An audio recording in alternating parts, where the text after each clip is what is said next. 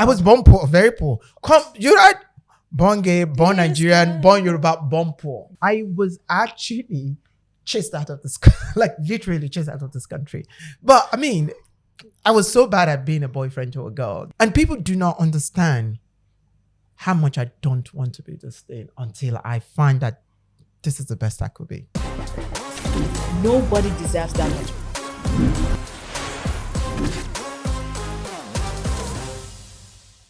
Hi guys, welcome to another episode of Terms and Conditions by Pulse. Yeah, I'm very excited, as you can see, because we have with us today a very special guest, an icon who I have been stalking for like the past 5, 6, 7, 8. How old am I? For the past how many number of years, Sha? And I'm super excited to talk to him. You know him, the one, the only, Bisi Alimi. Please give us an introduction. I feel like I was supposed to have like some drum roll. Yeah, we're gonna do that. Okay. Please introduce yourself. Hey everyone, my name is Bisi Alimi. You always call me the Angelic Troublemaker. Hold on. Please welcome Bisi, the Angelic Troublemaker. And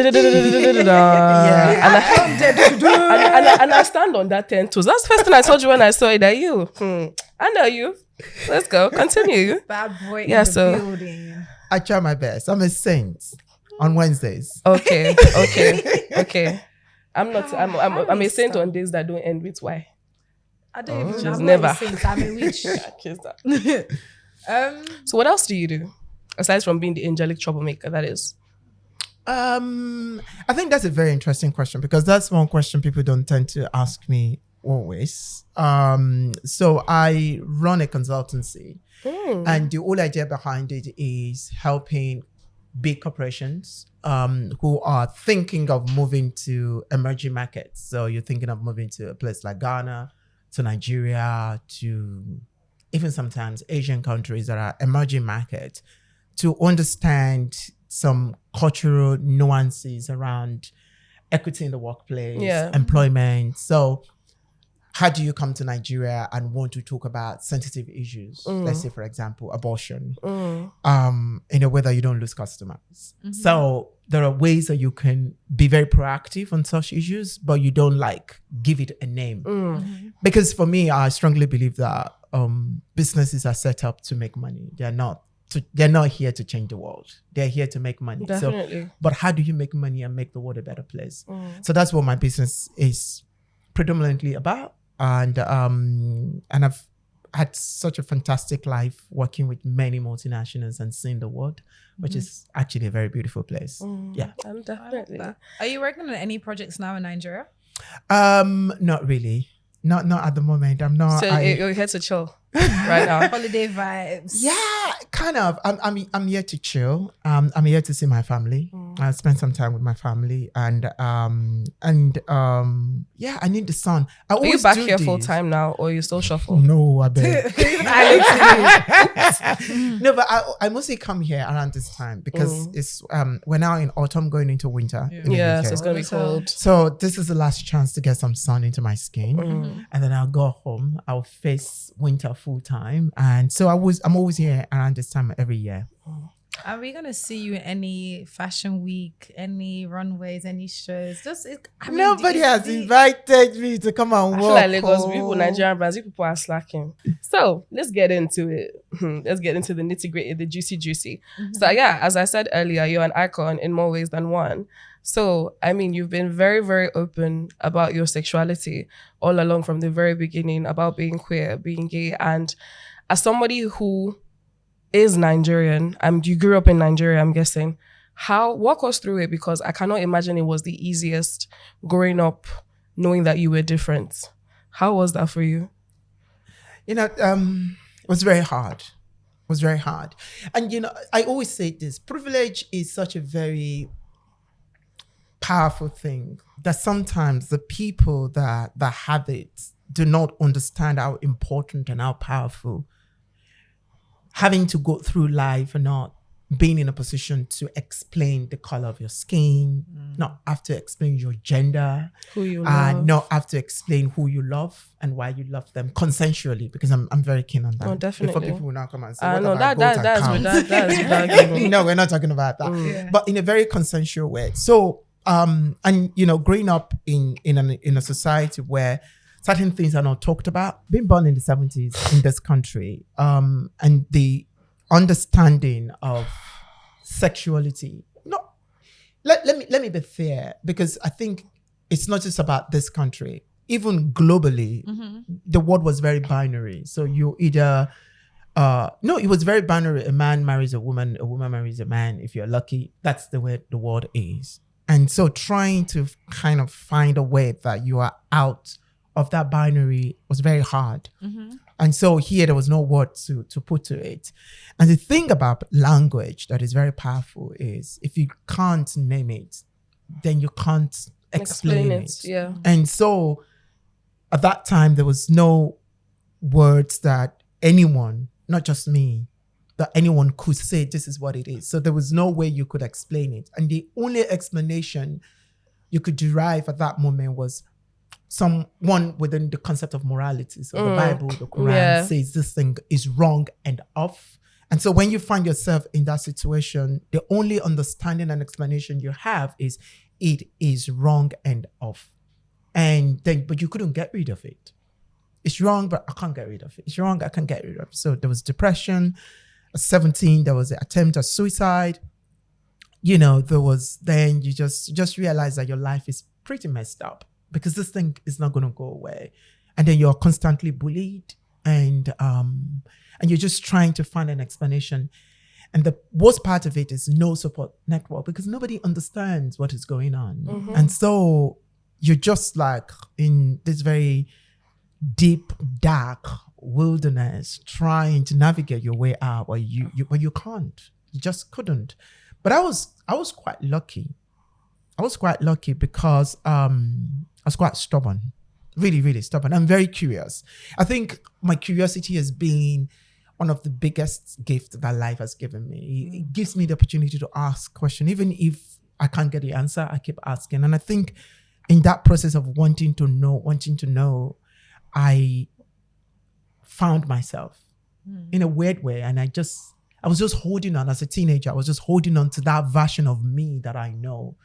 So it helped me in the long run to when I was 29, I was coming out on Familiar That Show.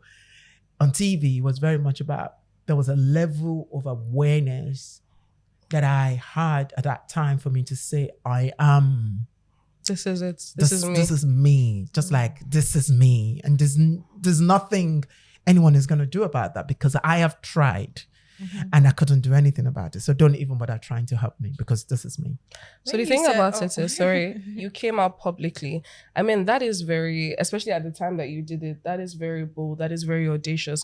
Especially like now, looking at where we are and like who we are, Africans, Nigerians, very judgmental, very picker-snitty, very, this and that. Like you said, you grew up feeling like you were wrong.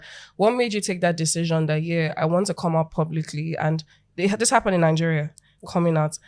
What made you take that decision that, yes, I want to come out publicly on national TV. I want to express this is me. So that was 20 years ago this month that it happened. So the anniversary of his coming out. Exactly. It was the anniversary. It was on Familiar That Show, the most watched breakfast show in this country. What led to it? We have a saying in Yoruba that when you chase a goat and you keep chasing the goat, and when the goat gets to a brick wall and it has no other option, it's going to turn around. Definitely. And it's going to fight for its life. I think I was at that point that I've been pushed and pushed and pushed and pushed and pushed and pushed. And I have to hide and have girlfriends and pretend and just play according to what everybody wants me to be. But it wasn't working. Every time I tried, I wasn't even a good boyfriend. The girls were like, what are you doing? Do you think they clocked good it? at this job? Do you have any girlfriend who ever clocked it? No, because my girlfriend in uni, when I got married, she was like, oh, I should have known. I was like, God, really? Like, duh. But I mean, I was so bad at being a boyfriend to a girl that, I felt like at that point, but what really was happening was I just had my break in Hollywood. I was on Galaxy TV. I was acting. I was just graduating from Unilag. where I studied. Ooh, Yeah. Ooh, greatest Akokai. greatest. You know. I love when I say that people are saying but yeah, let's go on. where I Feels studied left out. theater art. And the press was vicious at that time. Really, really vicious. And it wasn't journalism wasn't the journalism that it was now. You know, it was serious journalism. Like really, It wasn't really, censored.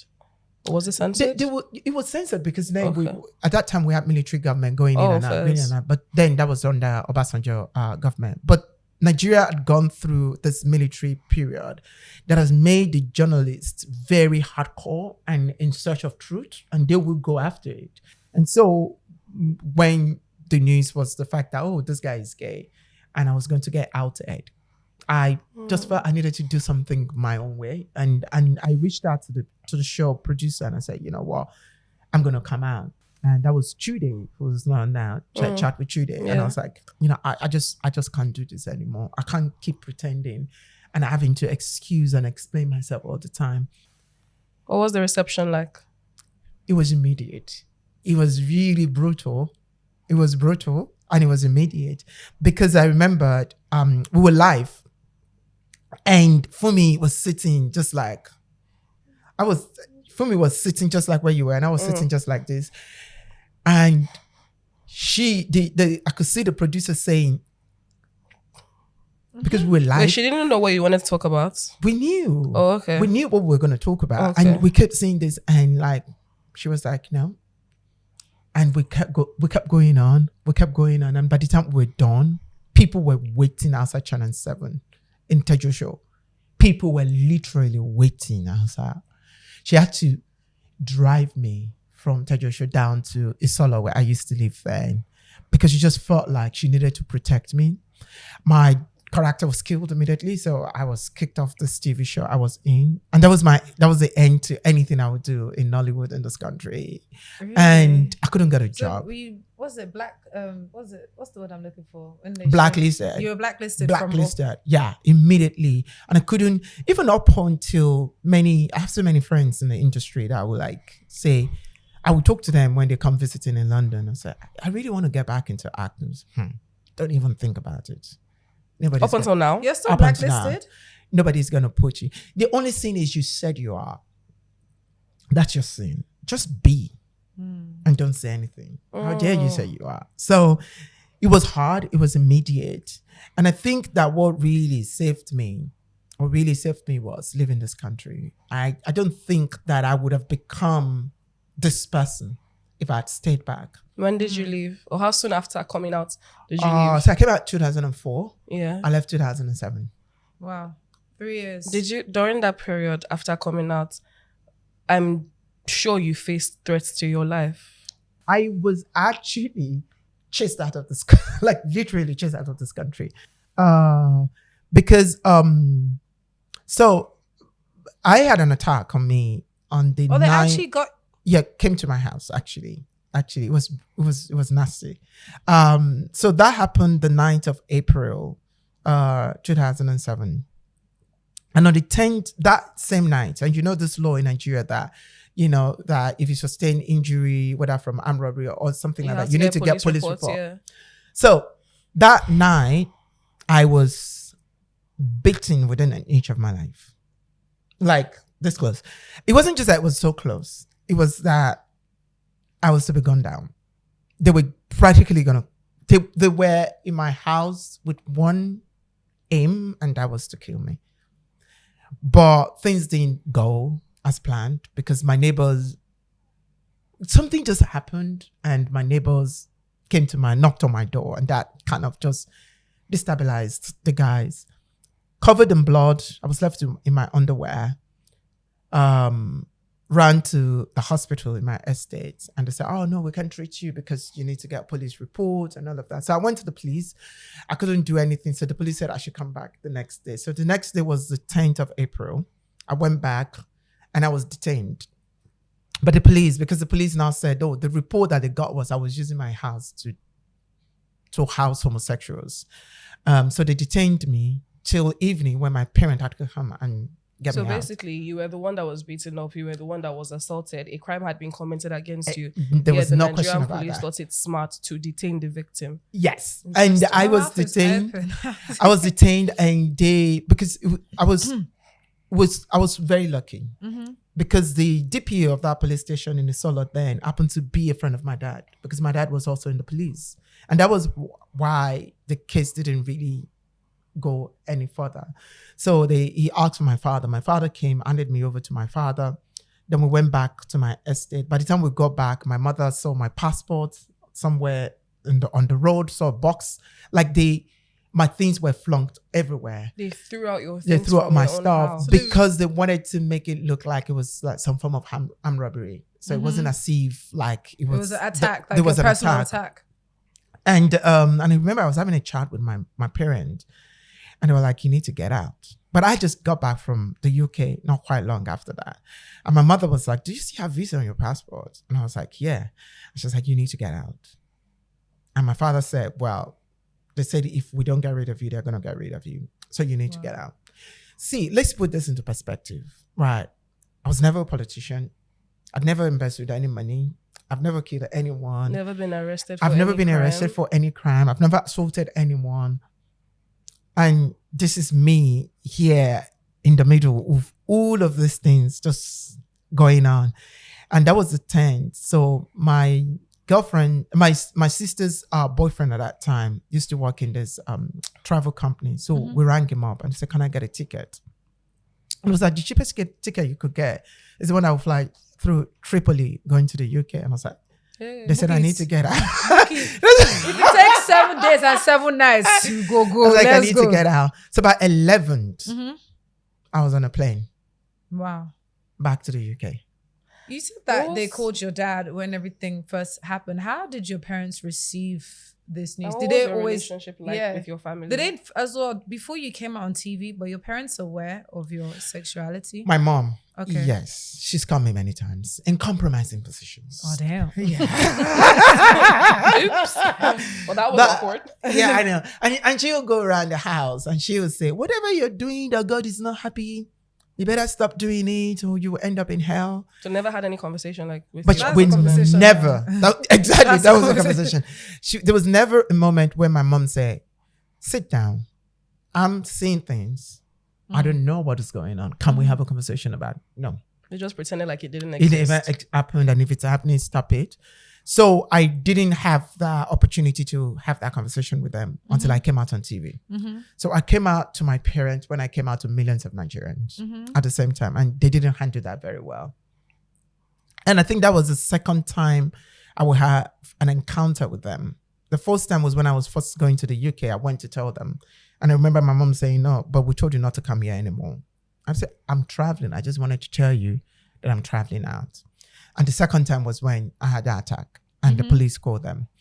And yeah, so that's how I moved to the UK. And I think because I always say this to people, that if there's any lesson I took out of that, is to say, in the midst of a storm, take time to listen to the wind.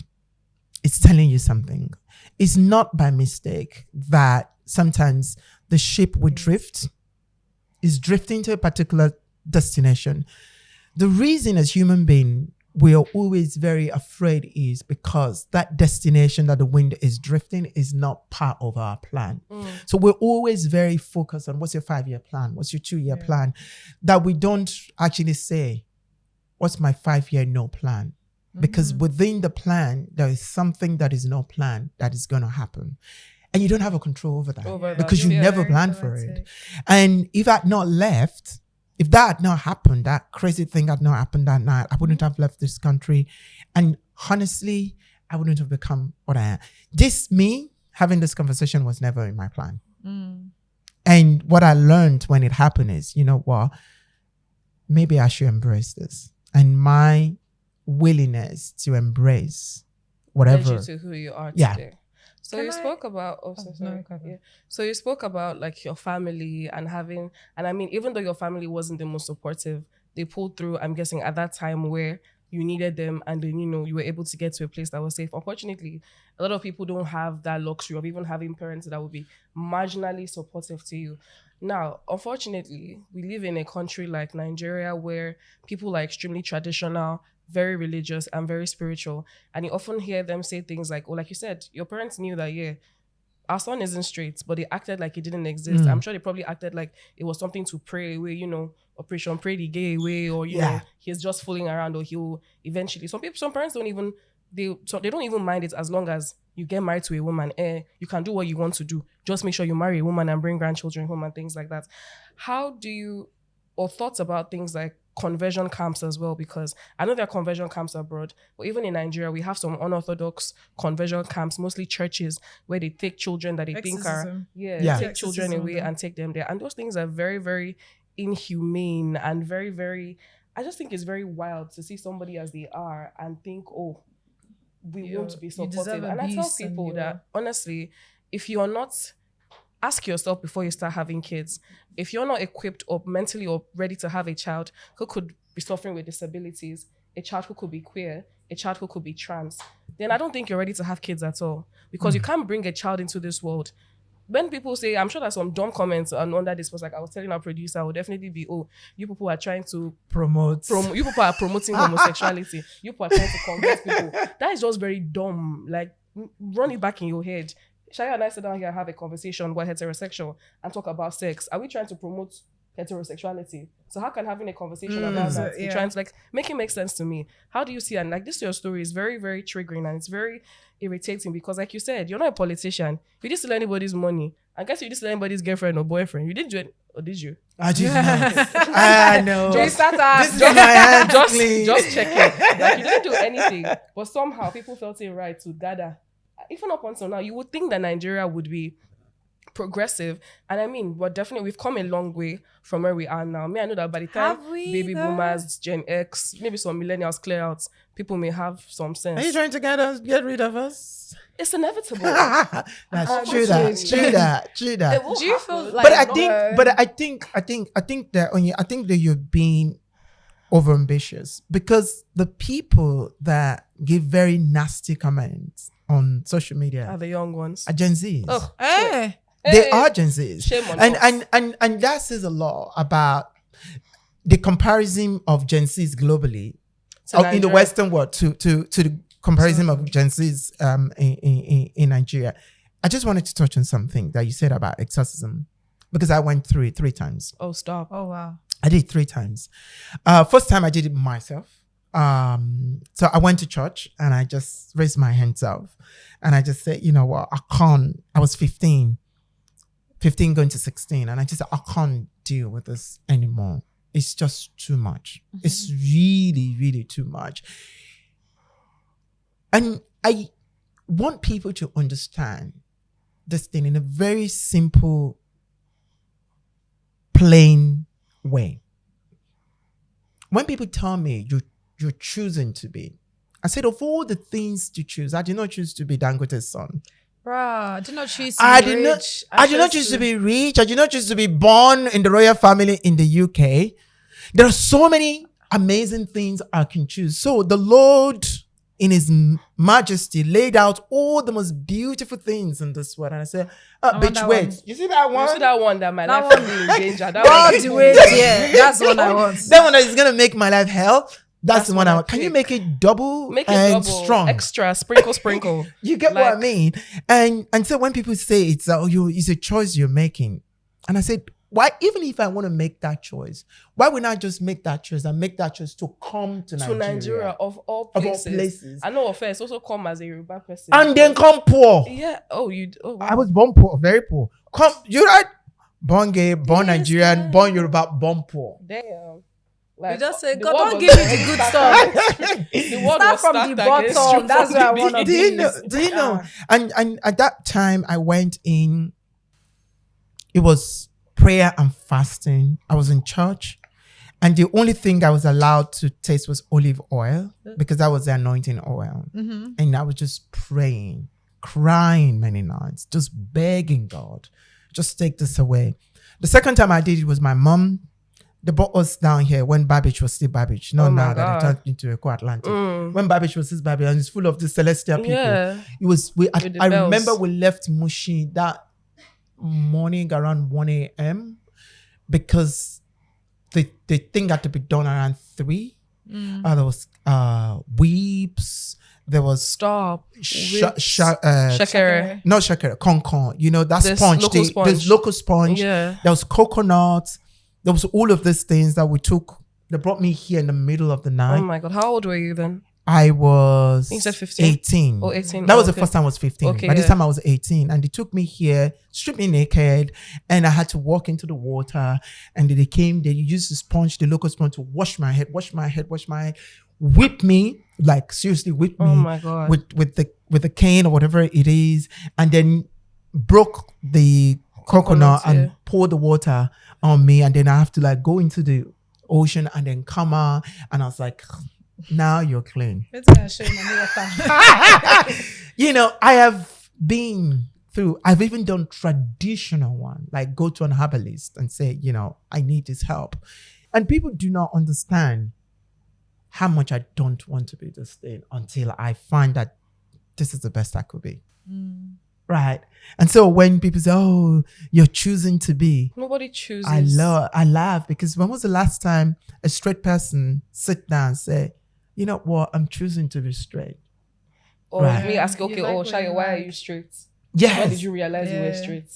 You know think what? about Going it. off that, I think about this thing, and I hope I don't sound ignorant. You know when people talk about coming out parties, and also when they say things like, oh, they're not normal, they're different. I don't understand it in the sense that I don't feel like, number one, because I'm straight, I don't need to have a, by the way, guys, I'm straight. And I don't feel like because you're gay, you need to have a, by the way, guys, I'm gay. You don't need to come out. And I say that because why can't you just be and exist in you? That's privilege Right. that is speaking from your side. So that's what I'm saying. I don't, and that's what I said. I hope I don't sound ignorant. And No, I no. say that more in the sense that I feel like if I'm friends with Oyinda, right? Or let's say I'm your friend, I don't want you to now feel like, oh, I need to let Shia know that I'm gay. I don't care. I'm not friends with you essentially because of your sexuality. I'm your friend because maybe I like your vibe. I like your taste in fashion, or we like food. We have things in common that makes us friends. I'm not your friend because, by the way, Bisi's gay. So now I'm Bisi's friend. He's my gay friend. My I gay don't best care. friend. Like, I'm your friend because I like Bisi. I think he's funny. He's cool. Oh my God. Every time we go to this place, Bisi knows the manager everywhere. They always used to give us free chops. If you want to go to Owambe, it's Bisi that you bring in. You collect dollars and you're great. That's what I want.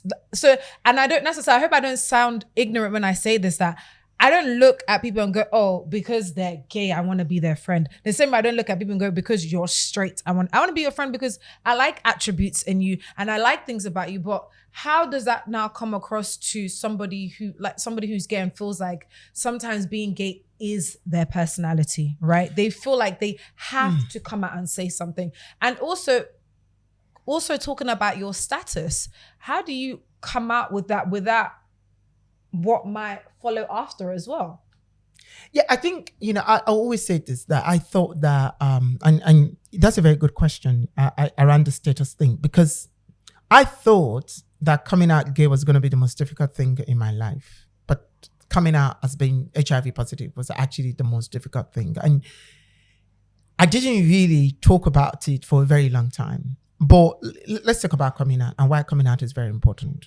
Coming out is important in different ways. One is, and it goes back to what Onyida was saying when we started the conversation, the societal expectation. A man grows up, get old, go to university, get a degree, start a job, marry a wife, have 2.5 children, kids, and provide and protect and Dog. all of those things that they say is expected of a man. But I can't do that. I'm not oriented towards that. And if I don't say it, then I need to then fulfill the expectations in that society, especially in a very traditional society. And so it's very important. So when I come out, I'm not coming out because I wanted to throw a party. I'm coming out to make you understand that whatever expectations you have of me, I might not be able to fulfill it in a way that you are expecting of me to fulfill it. I'm not coming out to spite you. I'm not coming out to be a different person, because when I tell you I am gay, it doesn't mean that I started being gay that moment. I was gay long before I told you, and nothing is going to change. But tomorrow, if you see me with a man, you're more likely to ask me, is that your boyfriend? But yesterday, if you see me with a girl, you're more likely to ask me, But now when you see me with a girl, you won't ask that question, right? So I'm coming to you and saying, hey, babes, this is who I am. And I think as my friend, I want to be free with you. I want you to understand that this is something I'm hiding from you. And I'm hoping that you can create a safe space within our friendship to understand that and protect me, right? And I will protect you. So coming out is being seen as something that gay people do because they wanted to. No, it's because you're carrying this huge weight upon yourself, and you have people that are very close to you, and you want to share that with them. You want to be free with them. You want to share that part of you. Exactly, because I don't want to be your friend in a lie. And that's what happens a lot of time, that people then say, but you never told me, right? But I never see the safest opportunity to tell you, and that's why I couldn't tell you. And on the issue of, you know, my status or status, depending on which accent you're using. Because you It's Yoruba slipped out. It was like, come back up, back up. Depending on which accent you're using. It's like, again, it was also something that was quite shameful. And it was very much about, how do I talk about this thing that is shameful? And I think the first time I ever had such a very powerful confidence within myself to talk about it was when I was giving my TEDx talk in Berlin. And I had to stand on that stage and say to thousands of people in the hall, I am positive. And it was hard. It was really hard, because I spent all my life judging myself. Again, moral standards about me. I've judged myself all through, feeling wrong, being abnormal, being dirty, you knew this was going to happen to you. And suddenly being empowered to say, again, it's 20 years in May this year, I was diagnosed. So just suddenly feeling so empowered to say, you know what? It doesn't change anything, because I'm still here. And that's the most fantastic thing exactly about it. I mean, to buttress on what you said about coming out, I do think that also for people who have queer, gay family members, lesbian family members, coming out to them is very important to not make it about yourself.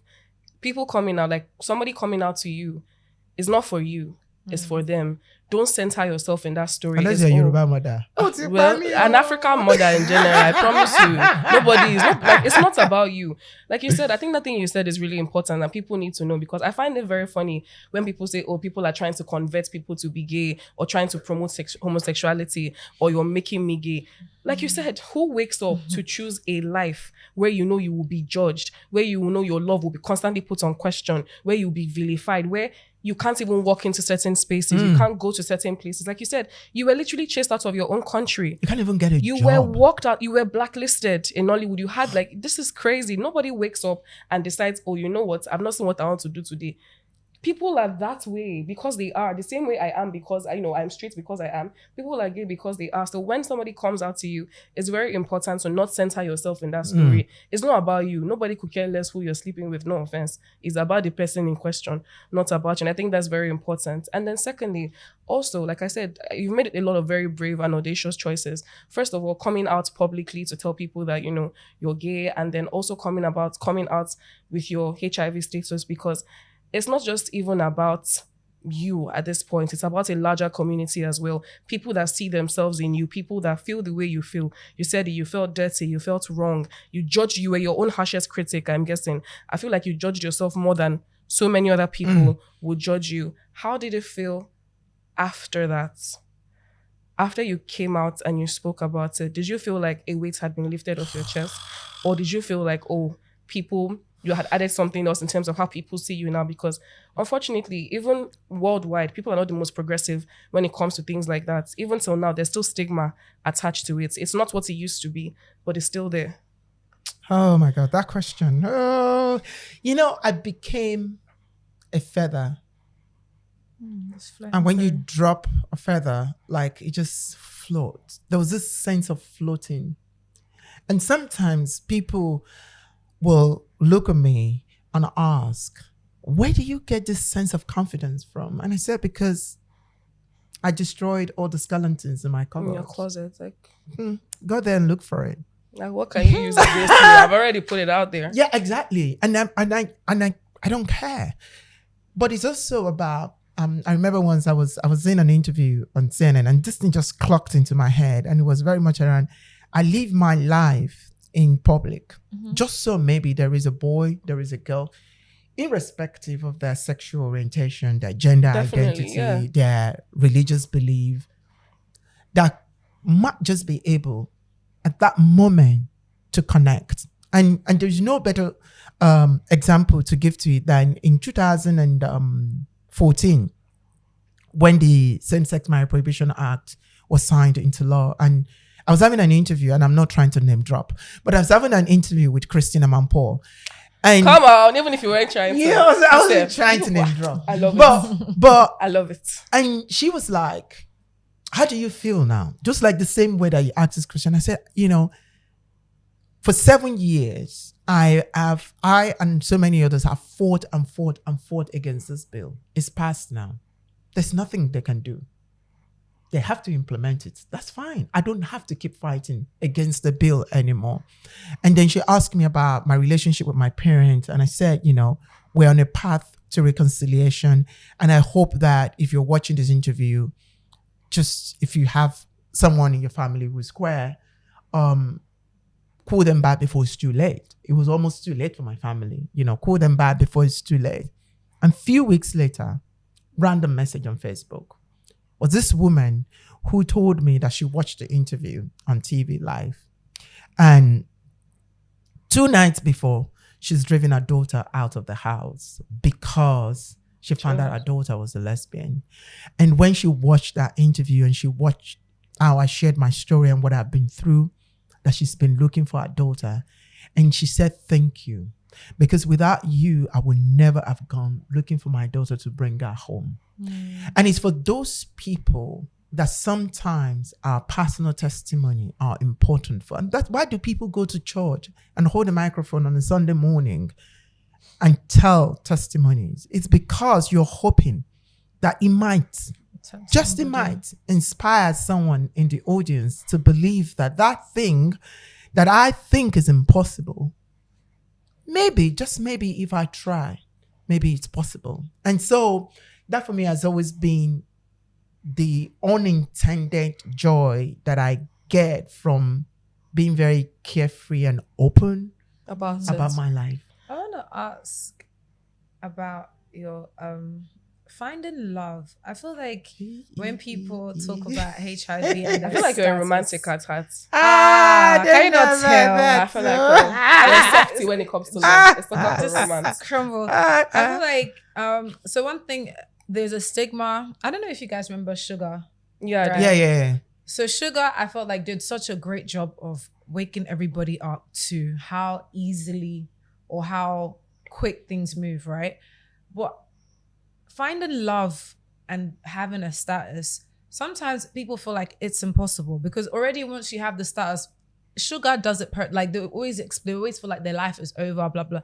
But you're somebody, you said you had it 20 years this year, right? You found out about your status, but you're married, you have a beautiful life, you're living your, as you say, your carefree best life. Like, how would you inspire? Like, what would you say to someone like, okay, you have HIV and you still have a fantastic career internationally, you have a husband, you have a beautiful home, and now you have your family back. So really and truly, you're the one that's winning.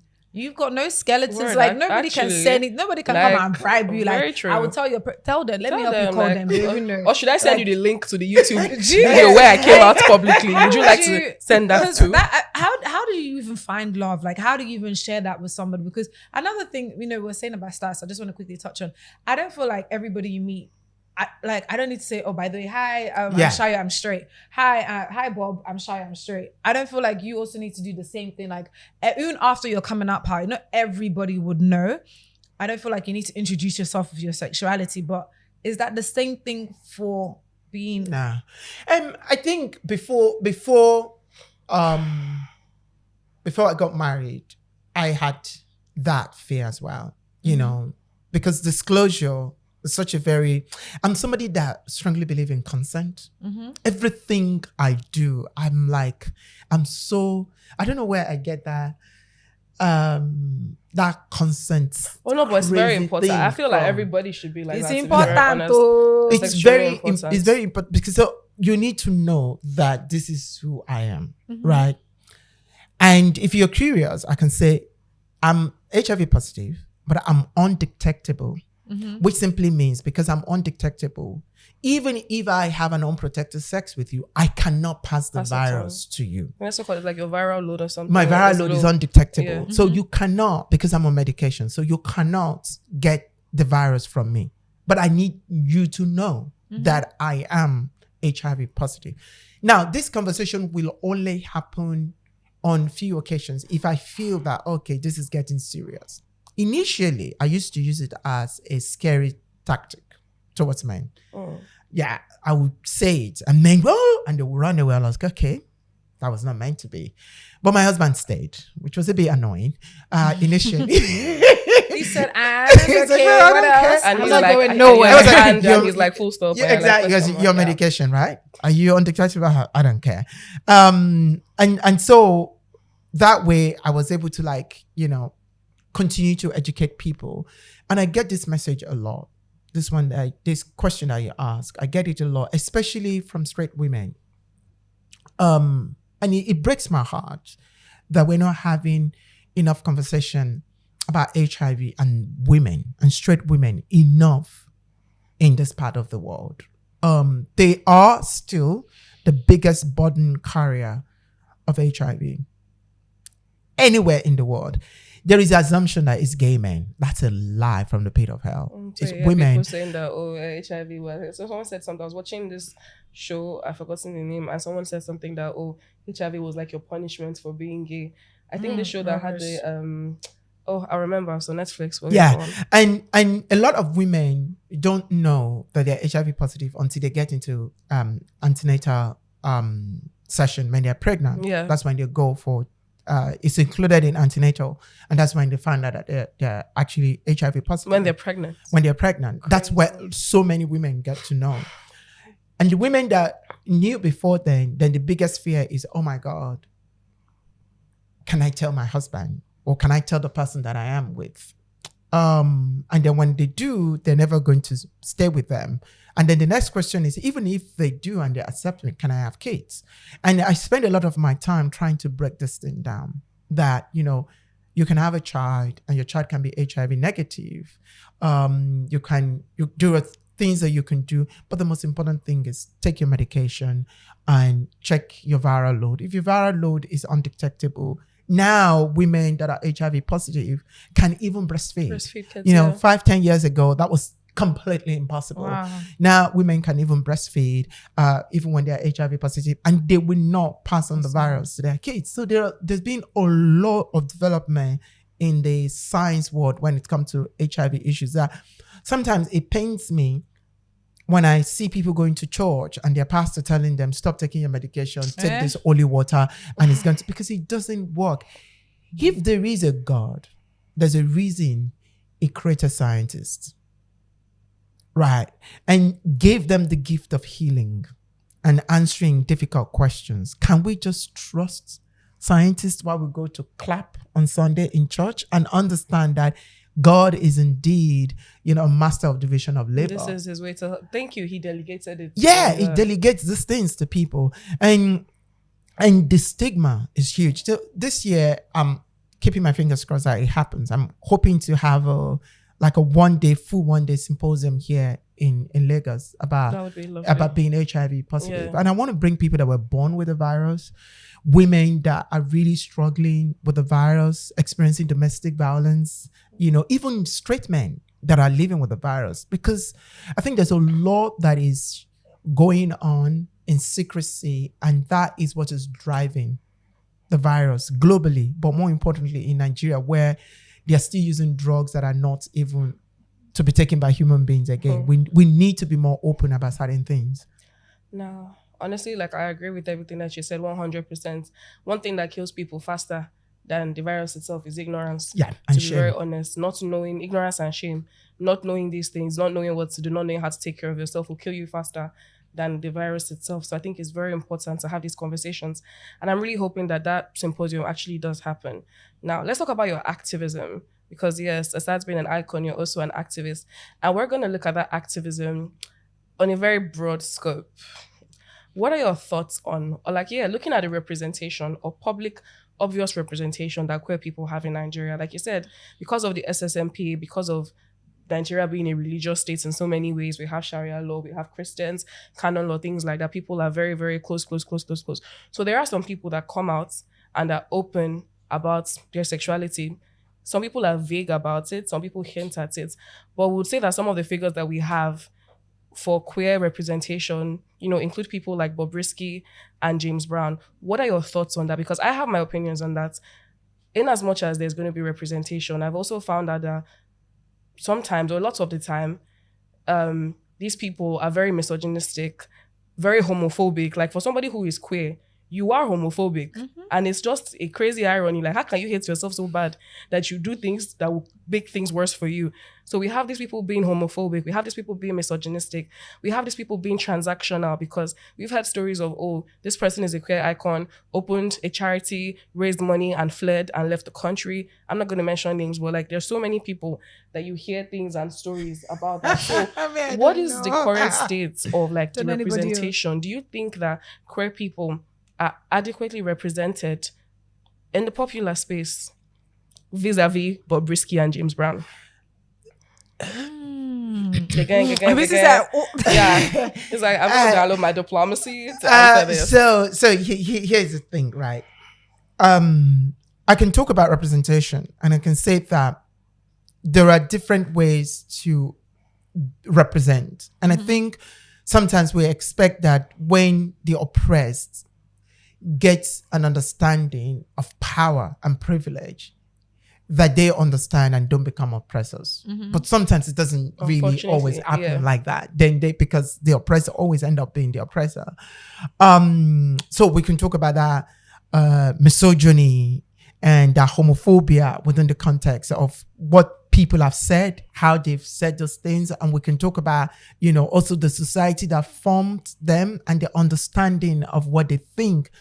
Especially what we think of women in the society is abysmal, is horrendous. The view, and that's why it annoys me when I see women coming onto my page and saying it's because you have not tasted me. That's why you are. And I said, you know what, darling, stop being the foot soldier of patriarchy, because within the context of homophobia is misogyny, right? It's the idea that women are there for the pleasure of men. So how dare you, a man, go after another man when you can take as many women as you can? Just to even add to what you're saying, sorry, just what you just said reminded me of something that happened recently. So in a private university in Nigeria or something, a story came out about an alleged rape, that a boy was raped by, or a classmate was raped by his fellow classmates who happened to be male. And guess what some people were saying, or a lot of Nigerians were saying, didn't you see women around to do?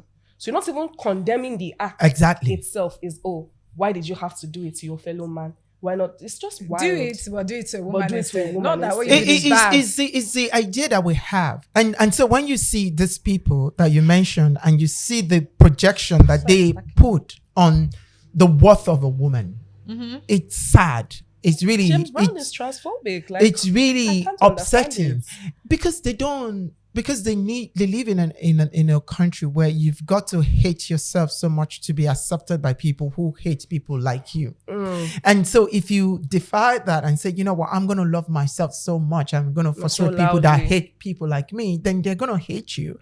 And it's really sad. But when it comes to, you know, our visibility of the known and the unknown, I think everybody is doing what they think is the best for them to do. But I also think that to an average Nigerian, the most important thing is the daily 2K. Yeah. That 2K That is 2K very, is like 10K. important. it's very important. Don't let anybody important. take it from you. It's very important. Do anything and everything to protect your 2K. So yeah. Let's bring up some. Okay. I wanted to ask, just going off everything, do you feel like, just going back a little bit, if you could redo things again? Because I know, obviously, you said after things happen, you kind of change careers. Your life did take a 360. would you, if you could, 180. yeah, Sound 180. like a I don't even want to say that because because so someone else might feel like your life took a 360, but like you said, you're very poetic with your words. The wind blows you in the direction you need to be. So you might have felt you needed to be an actor or be your creative bag.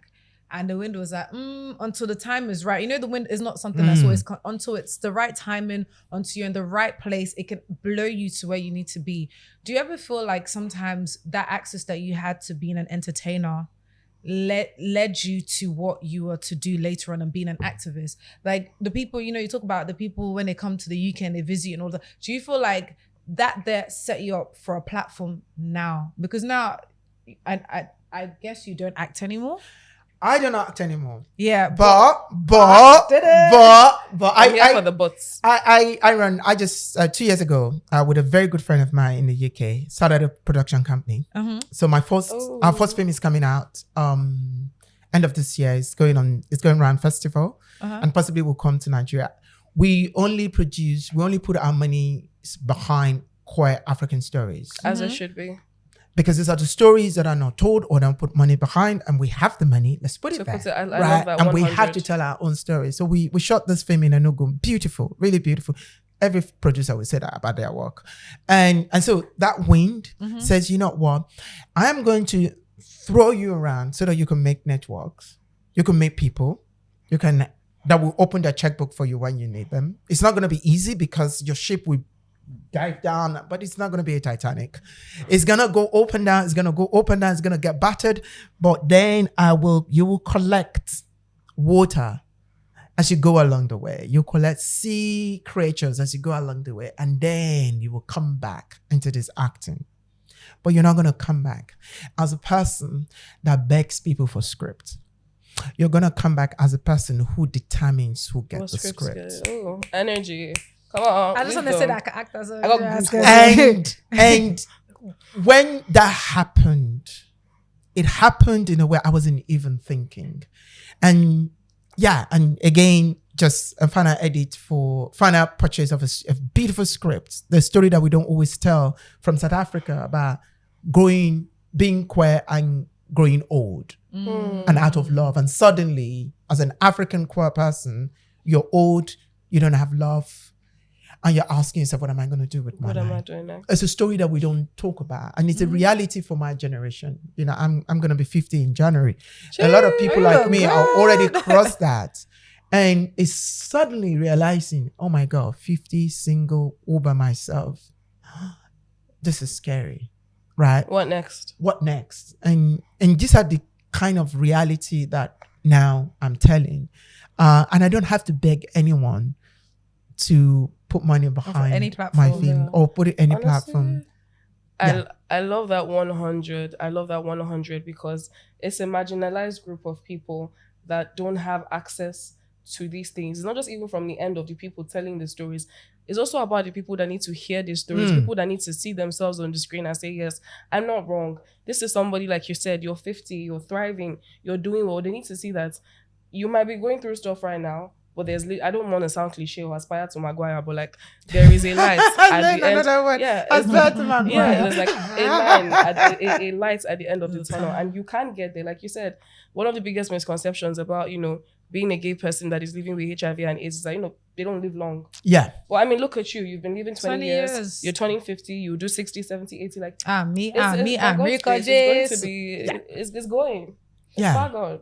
But yeah, what I wanted to even ask now before we round up is, what are the biggest misconceptions you would like to address about a person, about being somebody who is queer, about being like, or the biggest misconceptions people have about the LGBTQIA community, and what are the biggest misconceptions people have about people living with HIV and AIDS?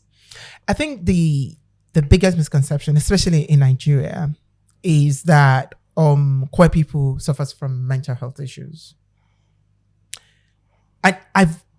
And thank you for asking that question, because there's no other bigger platform I can address this, because Nigerians will never ask this kind of question. Is that I don't have mental health issue because I'm queer. I have mental health issues because you made me. You made me have it. Being queer is not a reason why I'm depressed. It's not a reason why I'm suicidal. It's not a reason why I use recreational drugs or all of those things. I don't use recreational drugs. So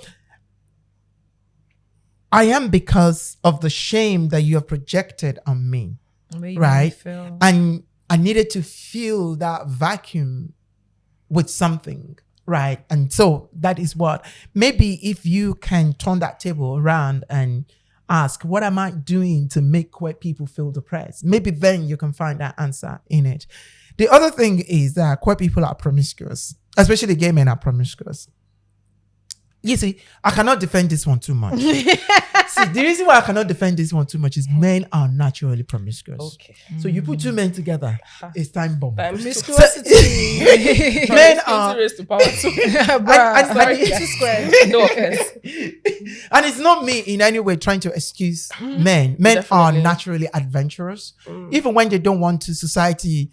I would say men are raised to be adventurous. Yeah, men are conditioned and raised to be adventurous, because if you don't have 2 or 3 or 4 girlfriends, people are going to ask, you one does that. So that is the mentality that people have.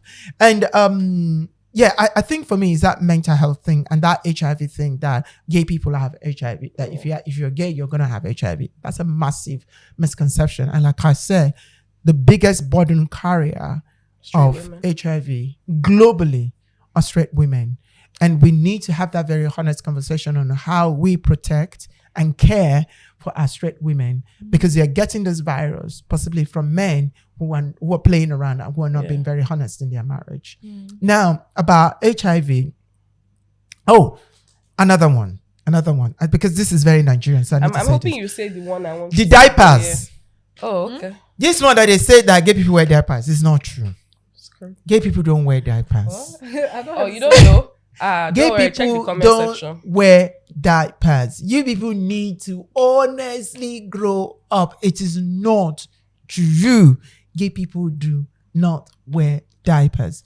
And when people wear diapers in the very, very old age, it does not matter the gender or the sexuality of people. When at certain point in some people's age, when they get very old, their body can't... What people don't understand is, if there's 360 that you were trying to talk about, we're born as a baby. We don't control what happens with us. We die as a baby. We don't control what happens to us. And that's what people don't understand, because our nerves is a cycle of life. Yeah. We go back to it. But this time when we get there, we're taller than when we started the journey, right? And we're wiser than when we started the journey, but we end up back there. It's an inevitable descent. Yeah, exactly. So this whole idea of this thing is not it. But maybe I'm missing the one that you wanted me to do. Okay, the one I wanted to say is that just because somebody is gay doesn't mean that they're attracted to you. So people, please, they're that mentality. You see them when they say, because like one thing I've noticed and I see is, especially having conversations with men, straight women, and it's like, this person is gay. The most progressive, okay, no, there are some people that are actually progressive, but there are some that claim to be progressive, but you hear them saying things like, you can be gay, don't bring you near me. Don't bring you near me. First of all, as a man, Not even women my don't type. even find you attractive. What makes you think your fellow man finds you attractive? Like, if I'm coming out to somebody and I'm telling this person that, oh, I'm gay or I'm a lesbian and this person is a woman, and she's like, because I've heard people say things like, oh, my friend told me that she's a lesbian. Please don't bring her near me. Baby girl, no. They don't find you You're not my attractive. type. Like, you are single because no man finds you attractive. Exactly. What makes you think a woman will find you attractive? You know, sometimes No this offense. is coming from Taju that lives in Ikorodu that has one Bro, underwear like, you really 365 overhype days yourself. a year. And That his Plenty open of belly has shirts. 5K. inside. exactly, and he's saying I cover my yansh with the blood of Jesus. And I'm also, like, darling, I'm not interested. Bruh, like, even women don't find you attractive. Like, stop being an incel and get a life. Let's also address something that, aside coming out, there's also people being outed, and that's what I want to address, especially in light of what has happened recently on social media. People are very vile. People are very wicked. Opening up a blog and saying that you are making several lists, batch A, B, C to do the, let them come and say they add me to the list, if to know why I shall put my name in nice font, but that's fine. Coming out and saying things like, oh, this celebrity is gay, this person is this person is that. First of all, and then people that are believing these things, like, there's nothing wrong with being gay, quite all right, but you don't get the right to out people. Exactly. Especially when you're putting their lives a at gift. risks. I always say this, coming out is a Yeah. gift that you give to people. And then you're not bringing And up let me no give evidence. that gift. You're not even bringing Don't up dirty take evidence. don't Like, take it bruh. away from me. When I Yes. saw that list, I was very heartbroken because Sorry, I called Shayo on the phone and I was ranting. I was it's so livid. dehumanizing Yeah. that something as beautiful as being able to see people that are important in your life Yes. and share that moment with Yes. you took that away. Away. If those, let's just assume that those people are, you took that away from them and you put it out in the public and you put them in a position where for the rest of their life they have to keep defending And you that even they put their are lives not. at you put their lives And you at put their life, you risk. put their life at risk, you put their work at risk, you put their Everything family that at they risk. do. All because of clouds, All or because you of want. clouds. And yeah. And then also like things, okay. Oh, mine's a bit more lighthearted. Has anybody told you you look like anybody? Like, I have somebody. Who do I look like? Even your mannerisms. I as think well. I know the person you want to say. Go on. This person from Pose. That was the movie I Oh my god! Oh my god! That was what I was trying to remember. You get it all the time. I Billy know. Porter. What's his name? Billy You are Porter, Billy yes. Porter. Everybody's In saying that. Pose, in real life, even him Oh as a my character, God. like even him as a person, when he speaks, you'll love him. He's so poetic, so demure, so classic. So Child. Just a Billy Porter looks like me. no. You Oh. understand? Like, follow me. You are the blueprint. Like, I don't look like nobody. Like, Oh my He God. looks Even like your me. like that's the way you speak. Like, I've watched a few of his interviews and stuff like that. Even the way he's like, you guys very And we've I just never don't know your met. lost long brother We've because he's never very met. poetic with his words, just like the way you are, and the way he carries himself. Like, even certain things when he does his like when he talks about things, I'm just like Especially those Have I boo met you moments before? as well. Yeah. You know, he has those boo Ah. moments. when he wears his suit and he's like class always first. Like, he's so. But do you get that often? A lot. That's- Every If you time. see me, you'll be like, Every time I post picture, people will tag him or people will tag me in his picture. And I was like, oh my God, you people need to stop. Do you feel like you know, ever you want guys to should meet him? connect. Huh? You guys should do a feel double. like I you didn't or really want. something. I would love to meet Billy Porter because I find him very inspirational, like really, really inspirational. And a pose for me is still That was so an powerful. iconic show. Yeah. Very iconic. In the history of queer representation. It goes back to Yeah. and that's the all kind the of way back story to I wanna history. tell. Yeah. I'm sorry. Do Ballroom I say this culture. not to sound ignorant? I feel like when I watched Posed, I became more educated in, I guess, my privilege and in how maybe sometimes certain comments might make people feel a type of way, and it's coming from a place of not knowing. Would it be fair to say that if you feel like you don't understand what it is to be gay or queer, or you don't understand certain things, is it fair to reference people to watch Pose? Because it really definitely. does. That's the whole- I every feel like that's the person has point a of different having- story, and Yeah. they cover HIV. That's what I'm saying. That's as the well. best Yeah. part of having queer Everything. media. Yeah. That's what like It's not a fair Violence. reference. Can I say Yeah. if you don't get it, go and watch Pose. Exactly. Yeah. Violence, Relationships, family Even about Family. was it trans Transsexual. agenda, I mean, HIV, everything. Ballroom homelessness, culture. poverty, sex work. Yeah, so many things. all of these things is just like, it's the most powerful black queer. People talk about Moonlight. For me, Pose was just way, way, way up there in telling people how beautiful and authentic you can be as a black queer person. Queer person. So, what would you like people to now remember you by? Because I feel like who you were in 2004 and 2007, it's not who you are now in 2024. And I don't think it's who you're going to be in the next 2025 and next years to come. What would you want to leave the Nigerian, these people that casted you out? What would you like to leave with them here today? And also add, what should we be expecting from you moving forward? Projects, endeavors, anything at all that you're doing. So as for that, the theme "Shall We Meet Tonight," which is a very beautiful love story between two women, is coming out next year. It's a short film. It's short, so it's not in cinema, but it's going to theater. We're hoping we can bring it to Afrive next year to the festival, and then we're shooting a story in South Africa, made sometime around spring next year as well. So and then, for people that don't operate with spring, that April next year, we'll be on set in South Africa shooting our next project. Yeah. And for me, it's learning more and more to be 50, to be a husband and father to my two lovely dogs. And but poor dad. Yeah, I know. We all love that. But what I want people to remember me for, as the person that puts I am possible in impossible. I think if I want people to remember me, I want them to remember me as that person that put I am possible in impossible. In impossible. I love that. Because that's how you spell impossible for does it? Thank you so much. Like, definitely this episode was one of my favorite episodes to date. I absolutely loved it. It was fun, educative, informative, and as always, we soon be, and I just say rubbish, but we loved having you here, and we'll definitely love to have you come back again, talk to us more. And thank you guys so much for watching this episode of Terms and Conditions. Thank you guys so much for a wonderful season. Thank you for locking in. Thank you for riding with us from first episode up until now. We really enjoyed filming this as much as we hope you enjoyed watching this. And We'll it's see the you Terms next and time. Conditions by Pulse. Bye.